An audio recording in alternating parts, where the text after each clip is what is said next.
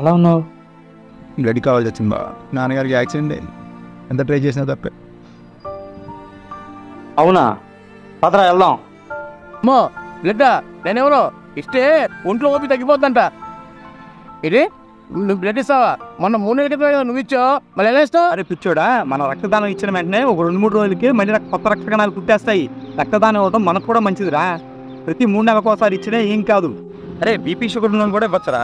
అయితే బీపీ 140/90 ఉంటుంది కదా, ఆ పైన ఉన్నోళ్ళు ఇవ్వకూడదు, లోపు ఉన్నోళ్ళు అయితే ఇవ్వచ్చు. అది కూడా కంట్రోల్లో ఉంటే ఇవ్వచ్చు. అలాగే షుగర్ కూడా ఇన్సులిన్ వాడతారే వాళ్ళు ఇవ్వకూడదు. షుగర్ కంట్రోల్ ఉండి మందులో వేసుకునే వాళ్ళు కూడా ఇవ్వచ్చు. అలాగే 18 ఏళ్ళ నుంచి 60 ఏళ్ళు వయసున్న ప్రతి పురుషుడు కూడా ఆరోగ్యవంతుడైతే అందరూ కూడా రక్తదానం ఇవ్వచ్చురా. ఈ అపోహలన్నీ నానుకో. అవునా? సరే పద, నేను కూడా ఇచ్చిస్తా, ఇద్దరం కలిసి ఇద్దాం.